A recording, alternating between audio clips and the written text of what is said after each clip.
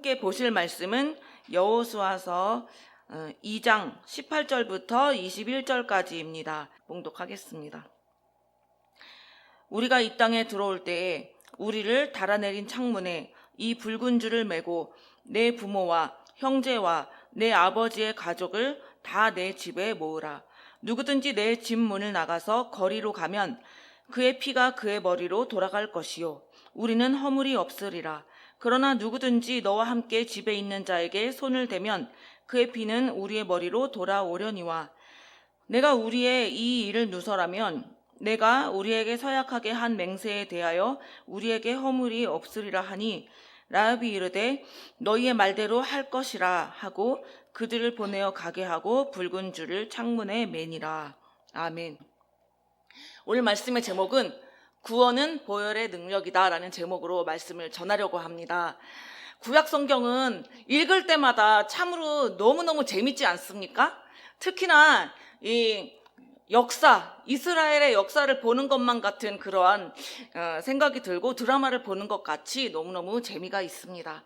그리고 또한 그냥 재미가 있는 정도가 아니고 이 구약에 있는 이 이야기들이 오늘날을 살아가고 있는 우리들에게도 동일하게 대입이 된다는 것입니다. 이 라합의 이야기에서 어떤 이야기를 볼 수 있냐면 붉은 줄을 창문에 매다는 이 부분을 오늘 읽었습니다. 붉은 줄을 매다는 것은 그냥 단순한 붉은 줄이 아니고 이 붉은 줄이 거기에 매달려 있는 그곳에 들어와 있는 사람들만이 죽음을 피할 수 있고 구원을 받을 수 있는 그러한 장소였었습니다. 라합은 아시다시피 기생입니다. 이 기생이 어떻게 그리스도의 계보에 들어갈 수가 있었겠습니까? 오늘 참 죄송합니다. 이렇게 말이 어떻게 라합이 그리스도의 계보에 들어갈 수가 있었겠습니까? 그 라합의 이 고백이 있어요. 이 안에 신앙의 고백이 있는 거예요. 그냥 우리 같은 사람들은요, 수도 없이 예배를 드리고요, 찬송을 하고 그래도 믿음이 자랄증말증인데요. 이 라합은 예수 그리스도의 하신 일, 하나님의 그 하신 일, 이스라엘을 출애굽시킨 그 일에 대한 소문을 듣고도 소문만 들었는데도 믿음이 생긴 거예요. 그리고 이 정탐꾼들을 숨겨주고 그 정탐꾼들에게 간청을 하는 거죠. 나와 내 가족과 친지들과 이 사람들을 구원해달라고, 살려달라고, 이스라엘이 이 여리고 성을 점령할 것에 대한 그 소문에 대해서 너무너무 이 사람들이 간담이 다 높고 두려워하고 벌벌 떨고 있는 것입니다. 저희들도 어떻습니까? 한국에 전쟁이 날까봐 얼마나 우리도 노심초사하면서 그렇게 전 국민이, 우파 국민들이 미군 부대 앞에 가서 예배를 드리고 얼마나 우리도 하나님 앞에 간청을 하고 있습니까? 한국이 전쟁이 나면 우리들도 한국에 가족이 있기 때문에 우리도 정말 걱정입니다. 기도 제목이고요. 그리고 또 한국에 우리 교인들도 있고요. 그런데 이 라합의 라합도 마찬가지인 것입니다. 전쟁을 치르게 됐는데 이제 본인과 온 가족이 다 죽게 생긴 거예요.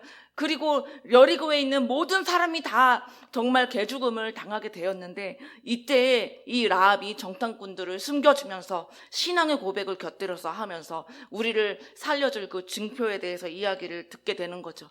붉은 줄을 달아라. 이 붉은 줄을 상징적으로 우리가 생각할 수 있죠. 예수 그리스도의 이 보혈의 능력에 대해서, 보혈의 능력은 곧 구원이죠. 제사함의 능력이죠. 내가 하나님 앞에 내가 하나님 없이 살았던 죄들, 하나님보다 기도보다 앞섰던 죄들, 이 모든 죄들을 깨닫고 주님 앞에 회개할 때에 우리 주님의 그 보혈의 능력이 내 머리 위에 임하셔서 그래서 나의 그 모든 더러운 죄들을 용서하여 주시고 그리고 나의 죄값을 다 이미 예수 그리스도를 통해서 다 치르셨잖아요. 그래서 내가 너를 의인이라 하나님께서 친히 칭하여 주시죠. 그렇게 하나님의 은혜로 우리는 구원을 받을 수가 있는 것입니다. 이 붉은 줄을 여러분들과 또한 여러분들의 이 집안에 매었으면 좋겠습니다. 라합이 붉은 줄을 매는 그 행동을 하지 않았다면 구원을 받을 수 있었겠습니까? 직접 라합이 자기 집 창문가에 가서 빨간색 줄을 찾아다가 메었을 것입니다. 우리도 자기 집안의 구원 문제에 대해서 빨간색 줄을 잡아 매야 되는 것입니다. 우리가 빨간색 줄을 잡아 매는 방법이 무엇입니까? 하나님 앞에 간청하는 겁니다. 제가 이렇게 해보니까요, 가족 구원 문제, 그리고 또 조부모님의 구원 문제, 조부모님이 모두가 다 천국에 가셨다고 확신하고 증표가 있습니다. 이렇게 가족 구원 문제와 조부모님의 구원 문제, 양가 조부모님의 구원 문제가 다 해결이 됐는데, 아직 동생들이 걱정이지만요. 근데 가장 중요한 이 방법이 뭐냐면, 가족 구원의 가장 빠른 방법이 뭐냐면 금식 기도더라고요. 제가 뒤돌아보니 조부모님 구원에 대한 것도 금식 기도가 가장 빨랐고요. 아빠의 구원도 마찬가지입니다. 그렇다면 어떻게 해야 되겠습니까? 다 직장 다니고 일하는데 3일 금식 하면서 할 만한 체력들은 안 되고, 그럴 경우에는 21일 금식을 3번을 하든지 40일 금식을 3번을 하든지 하나님 앞에 강력하게 매달리면요, 일어나더라고요, 기적이. 그 기적을 체험하셨으면 좋겠습니다. 여러분들도 다 가족 구원을 위해서 기도하고 계시잖아요. 그 문설주에 보혈의 그 피를 바름으로써 어떻게 되었습니까? 장자의 죽음을 면하고 구원의 길을 갈 수 있었던 그 이스라엘 민족들 같이 우리는 이스라엘 민족이 아니고 이방인이지만, 그러나 이 이방인의 이 구원의 때에 우리가 구원을 받을 수 있는 길은 예수 그리스도라고 하는 그 붉은 줄을 내 심령에 매달고, 그리고 우리 가족, 우리 집안에 그 보혈의 띠를 매다는 것입니다. 찬송 하나만 틀어도요, 마귀가 물러가요.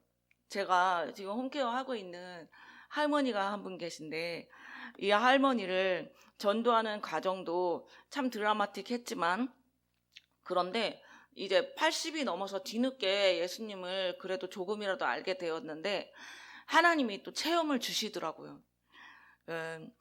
한 몇 주 됐나? 한 달 넘었나? 몇 달 됐나? 시기는 잘 기억이 나지 않는데, 이 할머니가 새벽에 목이 말라서 깼습니다. 한 2, 3시에 깼대요. 그랬는데 주방으로 가는데 글쎄 주방에 귀신이 있더라는 겁니다. 그것도 남자 귀신이 키가 크더래요. 그래가지고 할머니가 너무 순간적으로 깜짝 놀래가지고, 귀신이 나타나면 일단 깜짝 놀래잖아요. 그리고 공포감이 오싹함이 한번 이렇게 확 들고, 그래가지고 오싹함이 확 들었는데, 이전에 제가 했던 얘기가 생각난 거예요.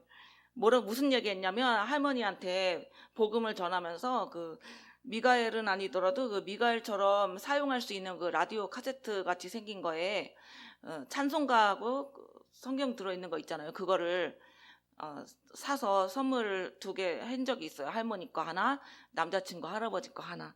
그랬는데 그 라디오 찬송가를 주면서 뭐라 그랬냐면, 어머님, 글쎄 여기 미국에 빌라에 계시는 할머니들이 귀신이 보인다는 할머니들이 꽤 있더라고요. 어머님도 혹시라도 살면서 지내시다가 만약에 그렇게 귀신이 나타나서 무서운 마음이 들면 찬송가를 들으세요. 그런데 보혈 찬송 들으세요.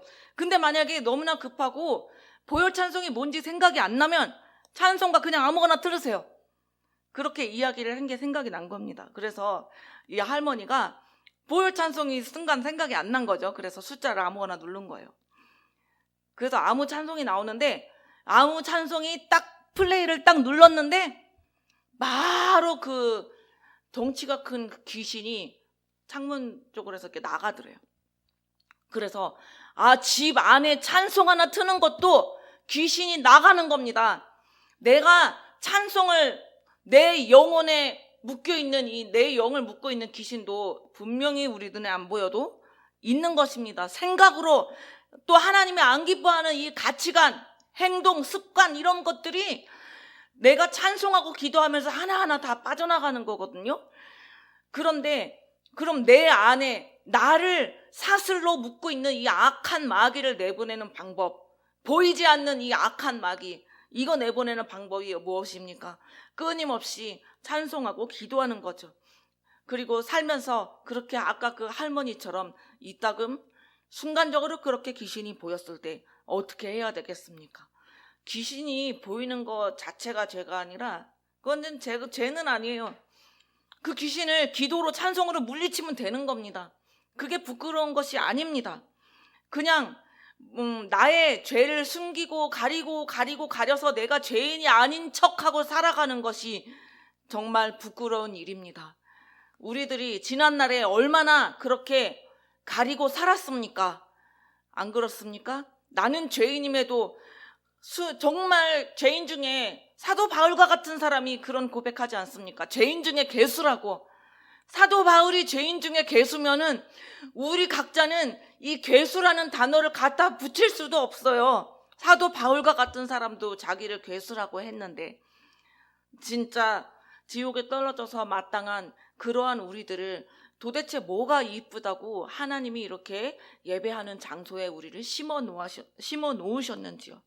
그것이 너무너무 감사해서 우리는 하나님 앞에 감사 찬송을 많이 불렀으면 좋겠습니다. 하나님이 각자에게 이 지금 베풀어 놓은 이런 상황들이 있잖아요. 이런저런 상황들. 이 상황들에 대해서 만약에 조금이라도 불평하는 마음을 갖잖아요. 그러면 나의 경우는 그렇더라고요. 만약에 왜 이러지 이러면서 막 불평스러운 마음을 가지면 그 뒤에 반드시 내가 힘든 일이 생기는 경우가 있더라고요. 그래서 여러분들도 항상 나의 가치관 그리고 보는 관점 이런 것들을요 부정적인 것을 먼저 보지 마시고 하나님 안에서 긍정적인 거를 먼저 보셔야 발전할 수가 있습니다. 영적으로도 또 성장할 수도 있습니다.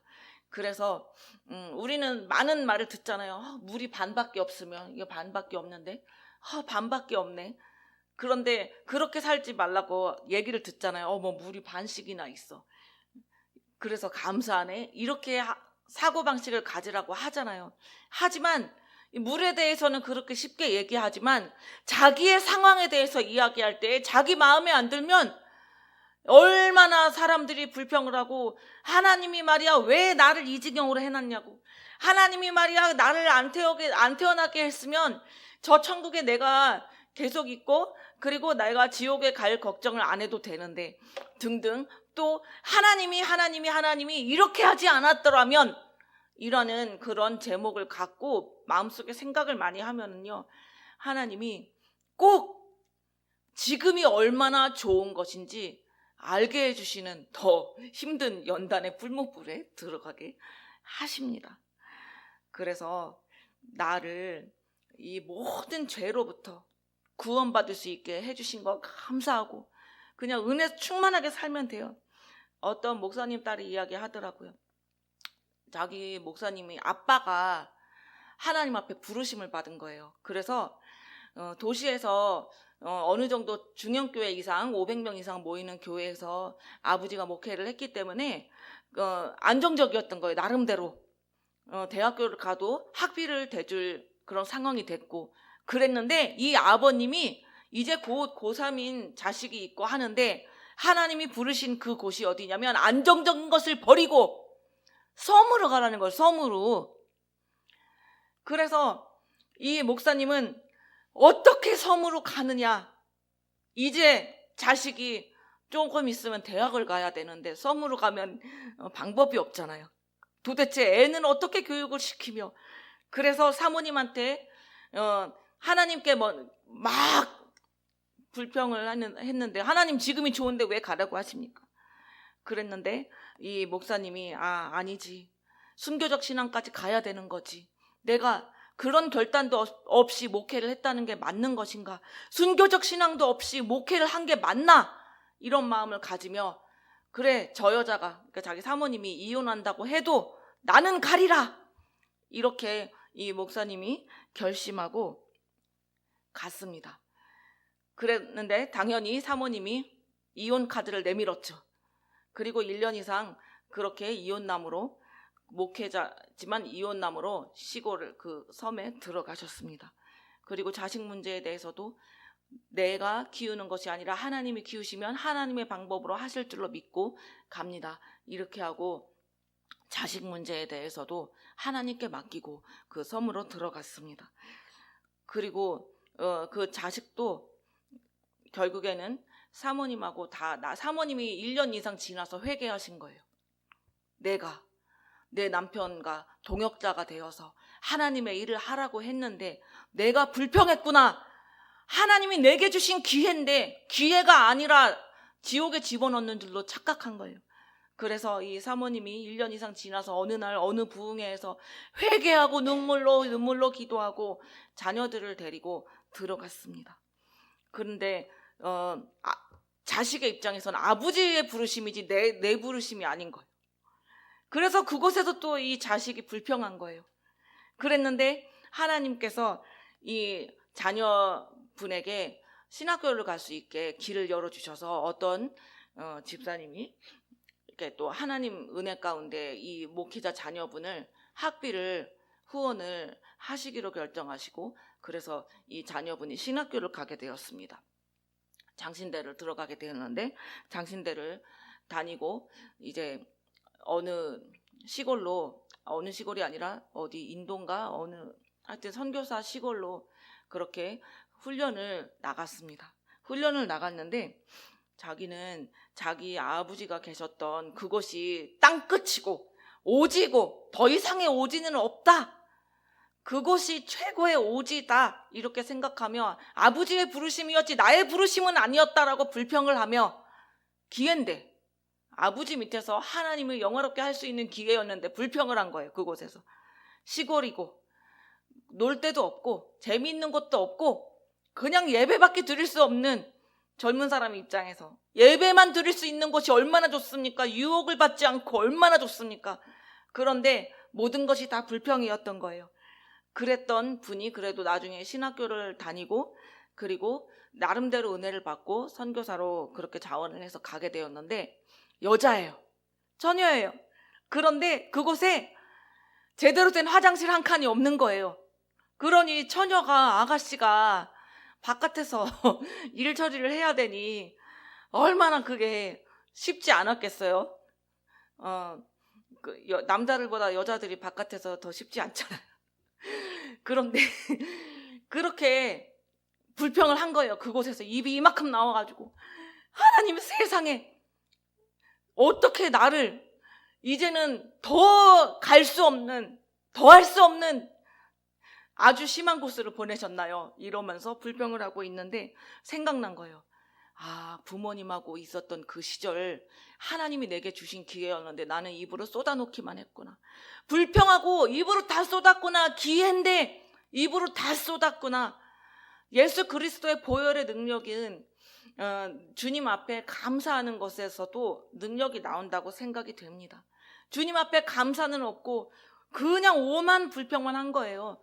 돈이 없어서 맛있는 거 피자도 시골이라 섬이라 피자를 먹을 데도 없고 맛있는 것도 없고 별의별 불평을 다 했는데 생각해보니 다 웰빙 음식인 거예요.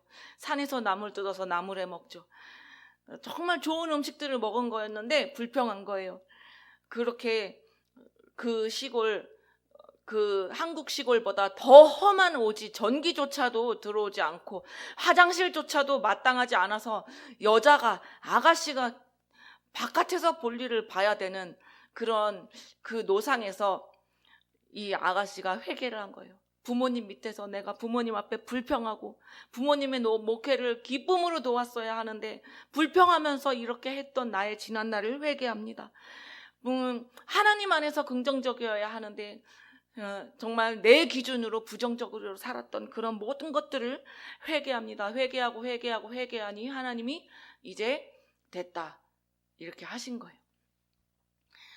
그렇습니다. 우리는 이 모든 상황이 다 기회입니다. 하나님 안에 있으면 다 기회예요. 라합도 기회였던 것입니다. 전쟁의 위험하죠. 당연히 전쟁 날 건데 이제 곧 있으면 여리고성에 침략 받을 건데 그런데 성령이 역사하시고 여리고성에 여호수아가 그 백성들을 몰고 갈 때에 여리고성에 도착하기 전에 천사가 역사하잖아요.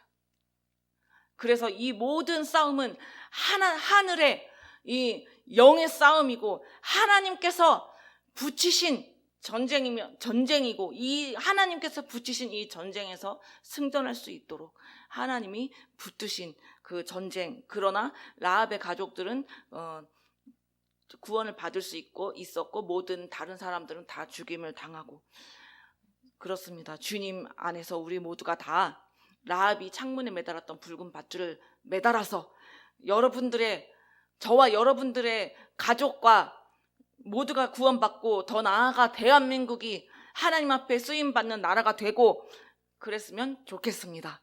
오늘 말씀을 여기서 마치겠습니다.